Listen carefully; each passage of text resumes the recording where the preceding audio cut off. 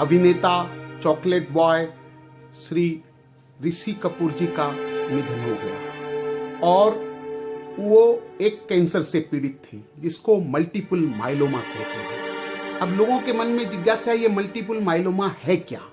तो जी ये हमारे जो बड़े हड्डियों में जब हम बड़े हो जाते हैं तो वहाँ खून बनता है और उस खून बनने वाली जगह को बोन मेरो कहते हैं। और उस बोन मेरो में जैसे WBC बनाने वाली कुछ सेल्स होती हैं, उसी तरह से एक सेल होती है प्लाज्मा सेल।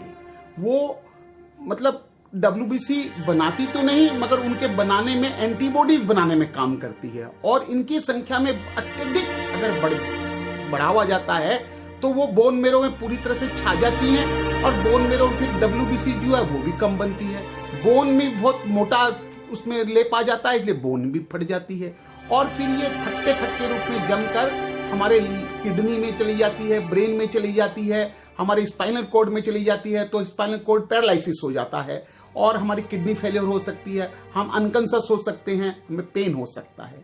तो आप ये जो ट्यूमर है ये बहुत ही खतरनाक ट्यूमर है और ये जी 70 वर्ष के बाद होता है। हमारे जो महान अभिनेता थे वो भी 67 के थे और इसमें देखा जाता है कि जनरली थोड़े दिन बाद पता चलता है, जबकि इसका टेस्ट बहुत इजी होता है क्योंकि इसमें जो एक बेंस जोन प्रोटीन निकलता है जो यूरिन से निकलता है और उसको थोड़ा गर्म करने से ही वो उसमें प्रेसिपिटेट आ जाता है तो पता तो लग जाता है, मगर इसको लंबा खींच देते हैं। लोग सोचते हैं इनको इस तरह का दर्द है और तो फिर इसके जब तक पता लगता है तब तक आयु 2 से 3 साल होती है, जैसे कि हमारे इनका भी हुआ।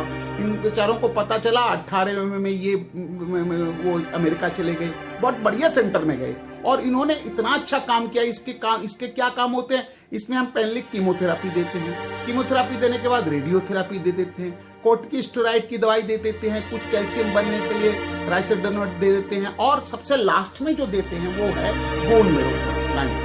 हमारे ऋषि कपूर साहब ने बोन मेरो ट्रांसप्लांट भी अच्छा तरह करा लिया और वो अभी 1 साल बाद 2 सितंबर 19 में आए थे और अच्छी तरह से थे, मगर इसका पता नहीं चलता। और इसमें एक बात और होती है कि देखिए वो हंसते हंसते गए, तो इसमें जो बीमारी में पेन होता है मगर बहुत ज्यादा पेन नहीं होता, इसलिए वो आदमी हंस के रहता है।